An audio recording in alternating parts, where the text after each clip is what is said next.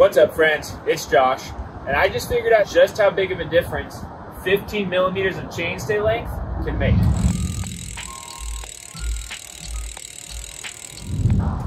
A lot of modern mountain bikes, like my RSD Middlechild, have adjustable geometry, and I think that's an awesome thing. It helps each rider just get the bike best suited to their needs. But it also makes things a little bit more complicated because it's one more choice that you as a rider have to make. My RSD Middlechild, as well as every other bike RSD sells, comes with adjustable chainstays that can be changed by about 15 millimeters. I tend to be a guy who prefers bikes that feel a little bit more playful, poppy, agile, whatever you want to call it. So when I got the bike, I shoved the chainstay into the shortest position and never adjusted it after that. Now, a few months ago, I posted a review video of this bike, and I had a lot of people, including Alex, the owner of RSD, tell me that I should really try the bike in that longer 430 millimeter chainstay option. So that's what I tested today. I took this bike out and in 4 different disciplines: climbing, descending, jibbing, and jumping. I tested the difference in those chainstays. And spoiler alert, I was wrong in a lot of my predictions in terms of which chainstay length would be better for each discipline of riding. But we're going to start the video the way most of you probably start all your rides, and that is with the climb.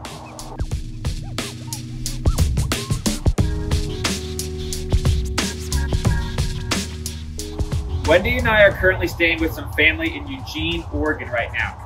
And there's not a ton of technical riding out here. But for this test, I wanted to try climbing some technical terrain because I thought that would bring about the biggest differences in how I noticed the chainstay length affecting my ride. As you'll see on the screen, what I ended up finding was a quick little 100-yard section where there are a few routes to get over, and the crux of it being 3 big routes going right around a corner.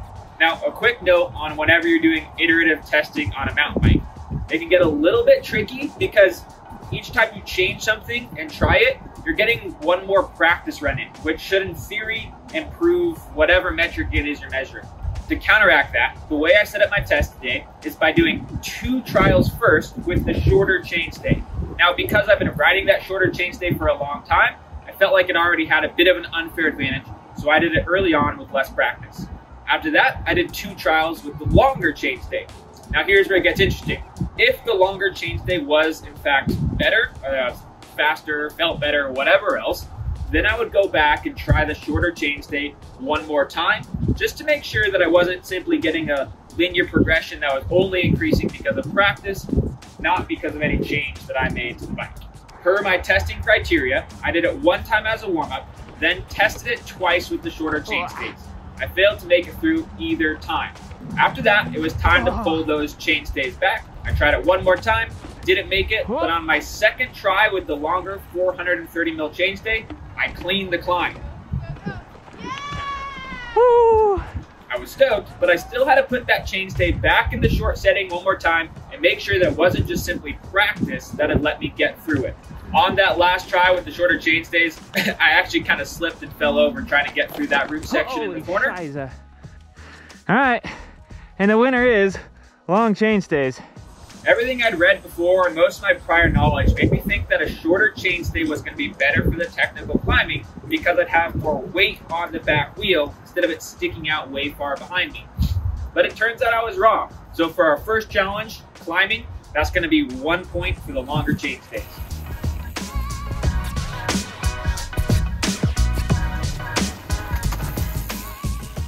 So with the climbing out of the way, I went ahead and tested the descending. Like I mentioned before, there's not a lot of technical terrain here in Eugene.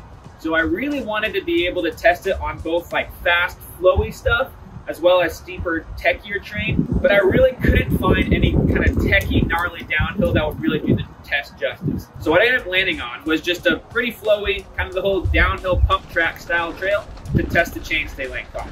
Once again, I tried it twice with the shorter chainstays, my first time being a 434, my second time being a 433. After that, it was time to pull those chainstays back, which is actually a pretty simple process. You can do that on the trail with a multi-tool, just like this. The first thing that I need to do is loosen these bolts here that are actually what tighten the dropout down. So I'm going to loosen both of these on each side. Don't need to take them all the way out, just loosen it enough so that the dropouts can slide in there. So now that I've got both of those loosened, I can take my 4mm Allen key, and what I'm gonna do with that is adjust this barrel adjuster right here. It's basically just a threaded bolt, but it goes through the frame and puts pressure on the dropout. That way, if you do have it pulled back, you can make sure if you case a jump or something, your wheel's not gonna push back forward again. And if you wanna go somewhere in between that 415 and 430, you can measure it, get it perfect on both sides, make sure your wheel's in there straight, and it's not gonna be bumping around. All right, so now you can see that I've got that dropout fully pulled back. It's a 15mm difference. And now we've got a bike with 430mm chainstays. I pulled the chainstays back and did it 2 more times. I really thought the shorter chainstays were going to be an advantage in those kind of rollers and berms where I was doing a lot of manualing and carving. But on my 3rd time down, the first time with the longer chainstays, I got down in 429, a whole 5 seconds faster than my first time down on the shorter chainstays. I went ahead and tried it 1 more time, that time clocking in a 431. To make sure everything was fair, I tried it 1 final time with the shorter chainstays, and I got a 433 again. So that's 2 times in a row that I've been surprised by thinking that the shorter chainstay was going to be better, but the longer chainstay ended up winning out. Another reason why I was so surprised that the longer chainstays was faster is that I actually felt a lot faster with the shorter chainstays. I felt like I could lean into the corners more, and I felt what I kind of started calling the X factor, where the bike just felt like it was able to do everything I wanted it to do more easily. So manualing between rollers or scrubbing speed off before a corner, it felt easier with the shorter chainstays, but I was actually going slower, which is super weird to me. But I've actually heard other mountain bike reviewers talk about this idea that when you are less stable, you feel like you're going faster. So I'm starting to think that maybe that was going on a little bit in this run. Even though it felt easier in the corners and it felt easier to manual through stuff, it was actually potentially just because I had a little less stability, not because I was going faster. Now with 2 tests in the book, it's 2 points to the longer chainstays, which is totally opposite of how I thought it was gonna go. Once I got back to the parking lot, it was time to play around with some jibby riding. Now, if you haven't heard the term jibbing from me or somebody else, it's basically just kind of messing around with BMX or trialsy skills. Things like bunny hops, manuals, endos, all that jazz. And I really enjoy that kind of riding. And that's actually one of the main reasons I got this bike. The geometry on it with the slightly steeper head tube, the really short chainstays, the really short seat tube, makes it great for that kind of BMX style riding. In order to test the jibbiness of the bike, I decided to test it on manuals as well as bunny hop 180s. Now, if you've already seen my how to manual video, you know that manuals are some of my favorite tricks. So the first time I got on this with the 415mm chainstays, I went ahead and manualed, I think like 5 or so parking spaces the first time, and then went out of the frame the second time, a full 7 or 8 spaces. After that, I pulled the chainstays back and tried it with the 430mm chainstays. And this time, my prediction was correct. It took quite a bit more effort to get that bike back up into the balance point. To be honest, I never really felt like I got there. I even did some extra tries just for my own sake to see if I could, and I never manualed much further than 30 or 40 feet. But that's just half the equation, because then it was time to practice doing some bunny hop 180s. Once again, with the short chainstay, first try, I got a bunny hop 180. So I pulled the wheel back, tried it with the longer chainstays, and was surprised that it actually spun around pretty well. I didn't fake you out the first time, but on the second try, I stuck the 180, faked it out. This surprised me a little bit because it tends to be that bikes with a longer wheelbase don't spin quite as easily. But I couldn't really notice the difference of that 15mm when I was doing the bunny hop 180. So even though I'm gonna call this a tie on the 180s, the shorter chainstays were significantly better with the manuals. And I think that kind of goes back to that whole X factor. The shorter chainstays just making the bike feel that much more poppy and playful, therefore manualing a lot better too. So with the jibbing out of the way, we had one last test to do, and that was jumping. I decided to go to a new area that I hadn't ridden before, which looking back on it probably wasn't the best idea. The trails were running slow and the jumping wasn't great.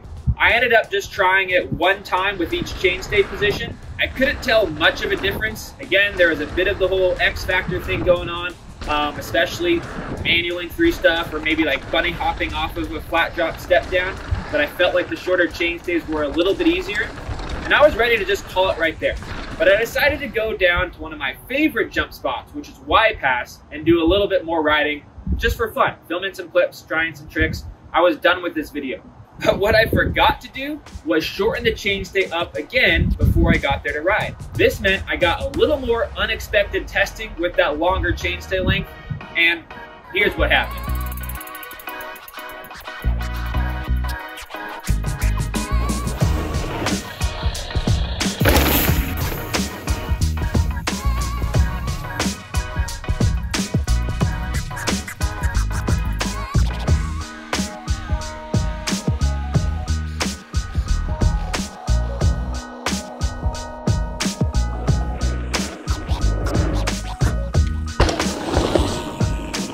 Couldn't tell from that video, I could not tell the difference between the two. I actually did my first ever tuck no hander on this bike, one of my favorite tricks on a BMX bike that I haven't done on a mountain bike since I was in college. So I was super stoked. And all of that was with the longer chainstays. So I'm gonna have to go ahead and give it a tie between the short and long chainstay lengths when it comes to those bigger kind of bike park style jumps.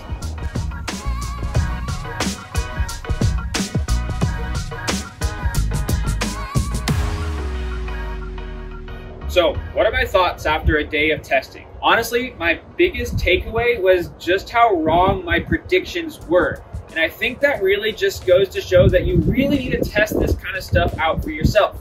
I'm a huge bike nerd. I spend tons of time on Pink Bike and NSMB just reading review articles because I think it's interesting.